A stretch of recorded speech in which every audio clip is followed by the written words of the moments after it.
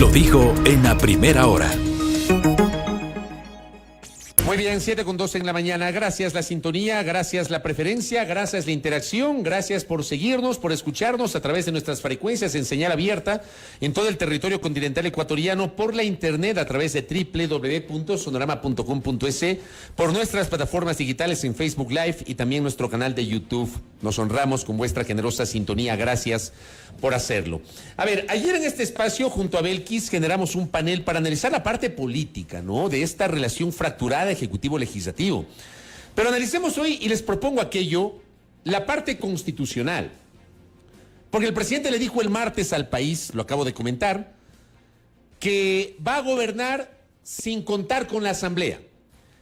Les dijo a dos colegas en su habitual encuentro de 30 minutos de los martes en Carondelet, que no iba a enviar más proyectos de ley a la Asamblea Nacional y que iba a gobernar mediante decretos, reglamentos, acuerdos ministeriales, etcétera. ¿Alcanza con eso? ¿Constitucionalmente se puede? Vamos justamente a lo que dice la letra de la Constitución con una especialista en la materia, la doctora Jimena Ron Herráez. Visita nuestra mesa de trabajo. Ella es constitucionalista y académica. Doctora, qué gusto, bienvenida, buen día. Buenos días, Fabricio, buenos días, Belkis, buenos días a todos. Bueno, sí, en efecto, el presidente va a poder hacer muchas cosas a través del marco constitucional. El artículo 147 de la Constitución le da esa potestad, la potestad de que pueda administrar la función pública con decretos, con reglamentos y con políticas públicas. Pero van a haber cosas que no va a poder hacer si no lo hace de la mano de la Asamblea Nacional. Y me refiero específicamente a aquellos actos que requieran una ley. Ahí habría que establecer dentro de su organización, de la organización de la administración pública, si realmente requiere una ley para algún acto en específico, ¿no? Y me refiero exclusivamente a lo que tiene que ver con la regulación de derechos y garantías constitucionales, con la creación de tributos también, por ejemplo, o con sanciones. Jimena, buenos días. Si bien la Constitución de la República, en efecto, legitima esta función del Estado, nos referimos a la función legislativa, para quienes nos escuchan y en general quizá abrir este debate respecto de la importancia de los parlamentos en los países. Porque también mucho se dice de, bueno, ¿y para qué está la Asamblea? No sirve para nada, no hacen nada. Pero, insisto, su vigencia está legitimada en la misma Constitución que nos rige. Sin duda, Belkis. La institucionalidad del Estado del Estado democrático y del Estado constitucional, como es el Estado ecuatoriano, está cimentada en las tres funciones clásicas del Estado, ¿no? Que es la función ejecutiva, la legislativa y la judicial. Bueno, aquí la de transparencia y la electoral que se suman, pero que forman parte también de estas grandes funciones y competencias. No se puede eliminar una, no se puede divorciar, digo yo, no se puede cerrar los ojos frente a una función, menos aún la función legislativa, que es la que representa a los ciudadanos, ¿no? El ejecutivo, el presidente, es el administrador del Estado, pero la función legislativa es la ficción del pueblo mismo hablando. Por eso es que es imposible cerrar los ojos ante esa, que es la primera función del Estado. Bueno, pero el presidente, si no quiere, no envía proyectos de ley. Ya puede no enviarlo. Si para la ejecución bueno, es que es complicado, ¿no? Porque recién está en su primer año. Hay que ver si en los 3 años siguientes no necesita la Asamblea. Lo más probable es que sí. Puede no enviar. Y hay que ver que, aunque está descartado por este momento, uno nunca sabe qué puede pasar de aquí a unos meses, de aquí a unos años, y finalmente opta efectivamente por disolver la Asamblea Nacional mediante la muerte cruzada, ¿no? Esa es una posibilidad, pero hay algo que yo vengo insistiendo ya en algunos espacios, y es que el sistema normativo ecuatoriano, el marco normativo que tenemos, es un marco normativo que tiene una historia muy larga, es decir, estamos hablando de una estructura de más de 100 años de un sistema normativo que técnicamente no amerita ser modificado para la ejecución del Plan Nacional de Desarrollo. De hecho, por ejemplo, la ley de atracción de inversiones que establecía las APPs, las alianzas público-estratégicas, nosotros ya tenemos una ley que regula las alianzas públicas estratégicas. La que estaba vigente desde el 2015. Desde el 2015. A esa ley, mejorarla, reformarla, soluciona el problema. Y lo podría ¿cierto? hacer directamente la Asamblea sin un proyecto del Ejecutivo. Podría hacer directamente la Asamblea o podría hacerlo con iniciativa del Legislativo también. O sea, no se trata de separar, las dos se necesitan. La función legislativa también necesita al Ejecutivo, porque precisamente la Constitución genera esta función de colegislación. ¿Qué pasa cuando se aprueben las normas y estas pasen necesariamente al presidente de la República, que tiene que pronunciarse al respecto? ¿Qué sucede? Exacto. Es que no podemos, las tensiones entre el Ejecutivo y el Legislativo son absolutamente necesarias y sanas dentro de un sistema democrático, pero no podemos pelearnos al punto de que simplemente creamos que el otro no está, ¿no es cierto? Porque los dos se necesitan, tanto el legislativo como el ejecutivo, por esta función de colegislación. No podríamos permitir, ¿no es cierto?, que el presidente, por ejemplo, vete de forma, digamos, injustificada una ley, o que la Asamblea también genere trabas para el trabajo legislativo, del Ejecutivo, ¿no? Entonces, tensiones sí, peleas absolutas no. Pero entonces, usted le ve probablemente, con esta explicación que usted nos da, y en el hecho del diseño constitucional que invita a entender que Ejecutivo y el Legislativo deben coexistir. Correcto. Y se necesitan,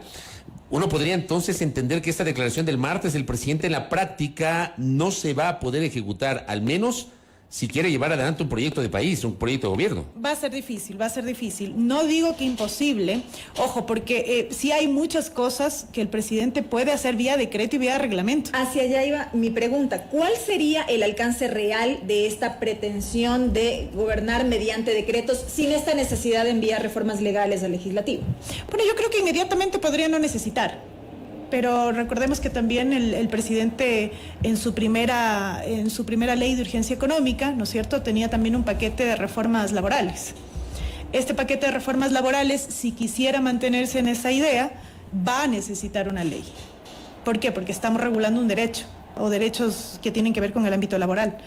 Por eso es que en algún punto yo sí creo que va a necesitar a la Asamblea, ¿no? Es muy difícil pensar que no la va a necesitar.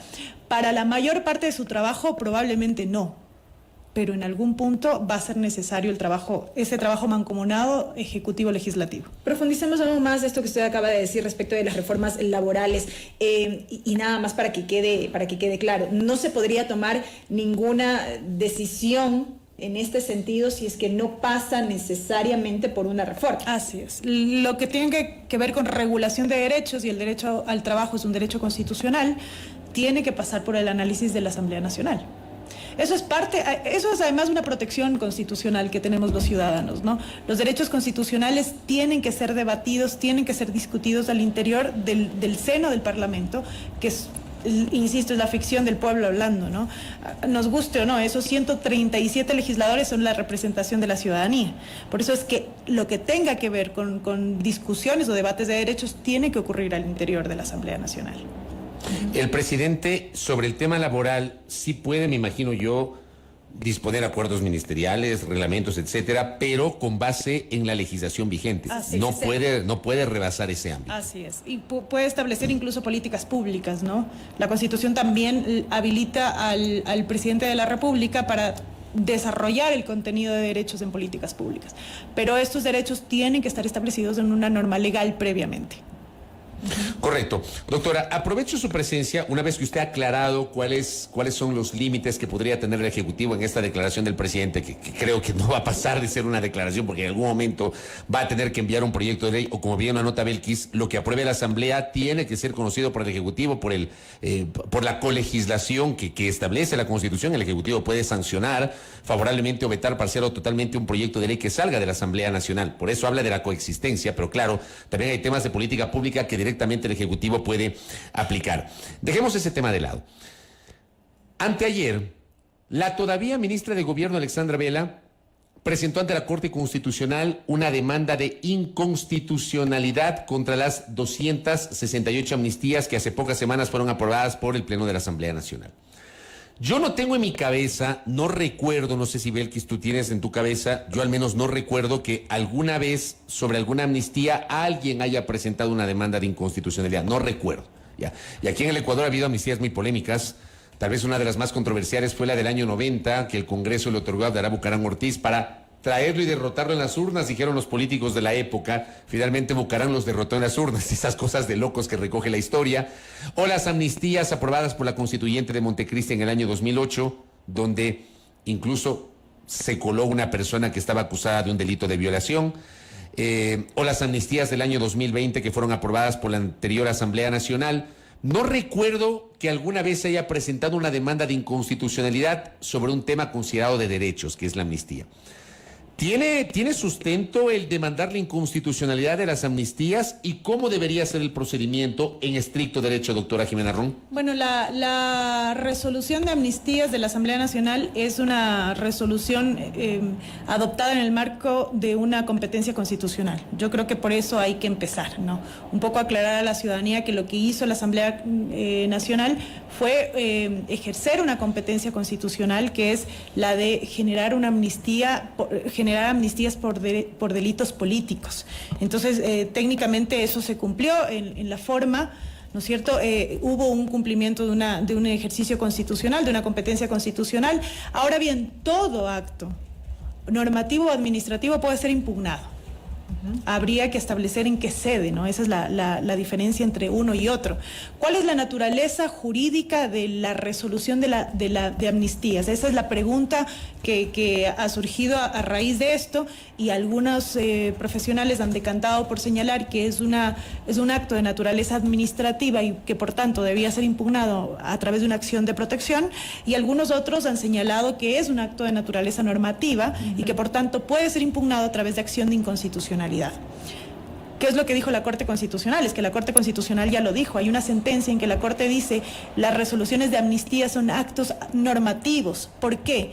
Porque en el momento en que yo perdono un delito, yo lo que estoy haciendo es haciendo que ceda la norma penal. Entonces se convierte en una excepción a la norma. Si es una excepción a la norma, es un acto normativo, no es un acto administrativo. Si es un acto normativo... Si es susceptible entonces de presentar una demanda de inconstitucionalidad. Por supuesto, salvo que la Corte Constitucional en esta nueva composición cambie de opinión. Podría ocurrir.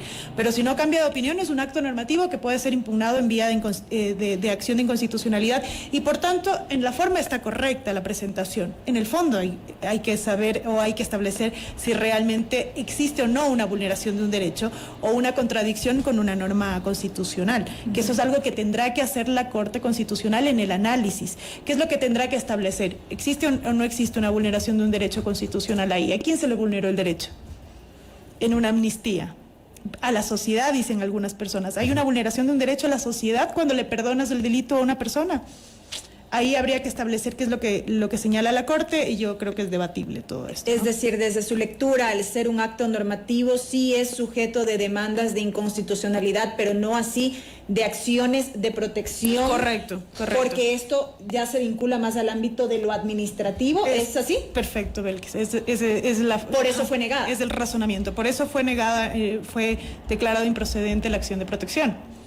Lo más probable es que la acción de inconstitucionalidad, salvo que la Corte Constitucional cambie de idea, es que sea admitida y sea analizada por la Corte Constitucional. El tema, doctora, es que alrededor de esto se han generado diferentes lecturas, surgen diferentes criterios por parte de juristas, por parte de constitucionalistas en general, que a mí en lo personal me da a pensar si es que quizá no hace falta una norma más clara o más específica. No, porque nosotros tenemos una sentencia de la Corte Constitucional. De acuerdo al artículo 436.1 de la Constitución, las sentencias de la Corte Constitucional son vinculantes, y eso significa que están casi al mismo nivel de la Constitución. Es decir, es una norma clara en este punto, ¿no? Ahora, lo que sí puede ocurrir, insisto, es que la decisión de la Corte o la Corte cambie motivadamente su criterio. Eso sí puede pasar, pero hasta que no lo cambie es casi una norma objetiva, ¿no?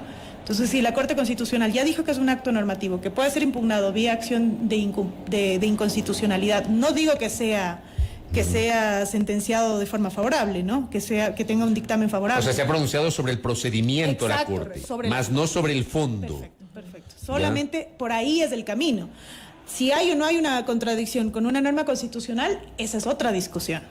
¿Qué aspectos serían determinantes como para que la Corte acepte la demanda de inconstitucionalidad y falla a favor de la misma. Bueno, la inconstitucionalidad o la acción de inconstitucionalidad tiene un objetivo, ¿no? Y ese objetivo es encontrar o determinar si es que esa norma que estoy impugnando, que en este caso es la resolución de amnistía, choca con alguna norma constitucional, ¿no? Entonces, ahí, digamos, a priori, haciendo algún esbozo de reflexión, se señala que con lo que choca es con la misma norma que establece qué delitos tienen que ser amnistiados, ¿no? Entonces algunas personas dicen, por ejemplo, el delito de secuestro está dentro de los delitos que no pueden ser amnistiados en la norma constitucional y hubieron algunas personas que estaban procesadas por secuestro, ¿no? Entonces ahí es que algunas personas encuentran el choque.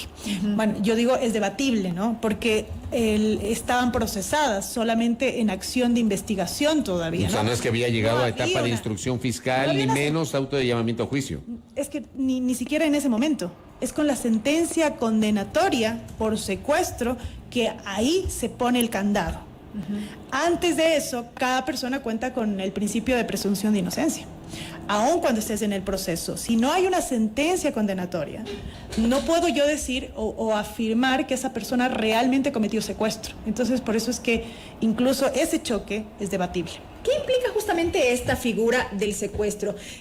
¿Cómo se la concibe? Y lo pregunto por qué. Porque hay quienes sostienen que lo ocurrido en octubre y el hecho de que varias personas estén procesadas por secuestro, por lo ocurrido en la Casa de la Cultura y demás, no limita en sí mismo el que se haya concedido la amnistía, porque no se trató de un secuestro que mantuvo en cautiverio varios días a las personas o qué sé yo. Entonces, quisiera entender el alcance de la figura como tal. Es que hay que analizar la naturaleza del acto, ¿no? Por ejemplo, hay que tener muy claro que si algo se cometió en esos 268 personas amnistiadas, esto hay que aclararlo varias veces, solamente 60 fueron por el tema de octubre, ¿no? Correcto. El resto fueron defensores de derechos humanos, de la naturaleza, defensores de derechos comunitarios, el tema de la justicia indígena, por ejemplo, ¿no es cierto? La justicia indígena o aquello que nosotros vimos o que muchas personas consideraron secuestro en la Casa de la Cultura, puede ser el ejercicio de un acto de justicia indígena, ¿no? Un poco nos olvidamos, y aquí quiero que por favor abramos un poquito la mente. Cuando hablamos de justicia indígena tenemos que pensar que estamos tratando con una matriz cultural distinta. Correcto. No es lo mismo la justicia ordinaria que la justicia indígena. Cuando analizamos todo con la misma vara caemos en prejuicios o en estereotipos que no nos permiten analizar con claridad. Ese acto pudo haber sido un acto de justicia indígena. Habría que analizar la naturaleza, no digo que fue, pero digo que puede ser. ¿Por qué? Porque los actos de justicia indígena se realizan en territorio indígena. ¿Cuál es el territorio indígena? No es solamente, es que cuando hablamos de territorio indígena pensamos en las comunidades indígenas. El territorio indígena es mucho más abstracto. Puede ser un territorio donde estén mayoría de personas indígenas, y eso lo convierte en territorio indígena. Que pudo bien haber ocurrido que de hecho eso pasó en la Casa de la Cultura. Había mayoría de personas indígenas y eso en abstracto lo convierte en territorio indígena. Lo que quiero explicar aquí es que para poder determinar si es que realmente hubo o no hay o no una incompatibilidad entre la resolución de las amnistías y la norma constitucional, hay que analizar con cuidado la naturaleza de cada acto que fue amnistiado, ¿no? Para determinar si realmente hay o no hay una incompatibilidad o no. Este tema y este análisis respecto de la justicia indígena debió entonces en su momento ser analizado a detenimiento por la misma comisión, por la misma asamblea y establecido en el informe respectivo. Es que lo fue. Cada situación jurídica, esa es además la condición para poder generar una amnistía colectiva. Cada situación jurídica individual fue considerada en la mesa legislativa. Entonces, esto de aquí va a tener que volver a ser revisado por la Corte Constitucional en la acción de inconstitucionalidad. Correcto, doctora. Y para finalizar, un último tema. Yo lo comenté a inicios de esta semana en este espacio, pero ha generado controversia la decisión de la Comisión de Justicia de aprobar un informe respecto de la objeción parcial del Ejecutivo, ratificando en su postura original, aquella del 17 de febrero, el texto que aprobó el Pleno de la Asamblea Nacional, pero señalando que el veto del Ejecutivo, la Asamblea debe enviarlo a la Corte Constitucional. Esa parte me hizo ruido y ha generado mucha polémica, porque hay juristas especialistas en materia legislativa que dicen que ese procedimiento no existe, que el presidente cuando veta es el presidente el que puede vetar por inconstitucionalidad e envía a la Corte Constitucional ese veto, la Corte se pronuncia en un plazo X y de allí va a la Asamblea Nacional y la Asamblea tiene que acatar esa sentencia o esa resolución de la Corte Constitucional. Pero yo igualmente no recuerdo antecedentes, me pareció súper extraño. Hay gente que dice que sí hay base jurídica, no la encuentro, para que la Asamblea envíe a la Corte Constitucional el veto del Ejecutivo. ¿Cuál es su opinión sobre eso desde su conocimiento, doctor? No hay fundamento ni constitucional ni legal para el envío a la Corte Constitucional de una objeción de inconstitucionalidad que no fue presentada por el presidente. El presidente cuando en este proceso de colegislación del que señalábamos, el presidente puede vetar una ley, ¿no es cierto? Y ese veto puede ser total, parcial o puede ser por objeción de inconstitucionalidad. Solamente en este tercer escenario, es decir, cuando hay una objeción de inconstitucionalidad es que se puede enviar a la Corte Constitucional. El presidente no presentó una objeción de inconstitucionalidad, presentó un veto parcial. El procedimiento de ese veto parcial, nos guste o no, es que el Pleno de la Asamblea Nacional se pronuncie en un solo debate para allanarse a las observaciones del Ejecutivo para ratificarse en su texto. No existe otra posibilidad. Lo que hizo la mesa legislativa, ¿no es cierto?, porque es solamente una recomendación dentro de un informe no vinculante. Que tiene que ser debatido por el Pleno en este caso. Que tendrá que ser debatido por el Pleno, que tendrá que ser analizado y que yo creería que no va a pasar esa recomendación. Porque esa recomendación no tiene fundamento, ¿no? Entonces lo que tiene que hacer la Asamblea Nacional es simplemente no aprobarla y luego tomar una decisión sobre el veto. Generar otra moción para ratificarse en el texto o para llenarse a las observaciones. Ahora, me dicen, yo no sabía esto, pero me dicen que hay un antecedente en el año 2019, cuando la Comisión de Participación Ciudadana de la Asamblea se pronunció sobre la objeción presidencial el 18 de enero del 2019, y la entonces presidenta de la Asamblea Nacional, que me parece que era la señora Elizabeth Cabezas, remitió el proyecto de ley, la objeción presidencial y el pronunciamiento legislativo a la Corte Constitucional el 18 de enero del 2019. No sé si este pronunciamiento termina siendo, esto que estoy señalando, un antecedente válido, doctor. No termina siendo un antecedente válido porque la norma es clara. Y no estoy hablando de cualquier norma, estoy hablando de la norma constitucional. La norma constitucional, la disposición constitucional que habla de la objeción parcial, establece que el envío de la objeción parcial tiene que ser por parte del Ejecutivo. Entonces no existe posibilidad de interpretar ahí. Si es que ocurrió algo en algún periodo legislativo pasado, en ese sentido fue algo inadecuado que no podemos repetir. La norma constitucional no da posibilidad de interpretación. Además, hay que ser enfático en esto, ¿no? La Constitución no puede ser interpretada, salvo por la Corte Constitucional, que es la única que puede interpretar. Exactamente, que tiene la interpretación máxima, porque al final todos interpretamos, pero la Corte Constitucional es la que tiene la interpretación oficial, por decirlo de alguna forma. El resto de nosotros, la interpretación que le demos no puede ser tenida como realmente una norma, ¿no? Es decir, si la disposición nos dice que la objeción de constitucionalidad tiene que venir del Ejecutivo, pues tiene que venir del Ejecutivo. No hay forma de reinterpretar esa disposición. Correcto. Doctora Jimena Ron, gracias por el tiempo. Muy amable. Muchísimas gracias. A la constitucionalista Jimena Ron Herráez, gracias por su gentil presencia aquí en nuestro espacio, hablando sobre estos temas que los hemos puesto en el tapete de la discusión, si el presidente puede o no gobernar sin asamblea, si es constitucional o no el trámite de una demanda en contra de las amnistías y, por cierto, esta última decisión de la Comisión de Justicia y Estructura del Estado. Vamos a la pausa, 7:35 en la primera hora. Primera plana.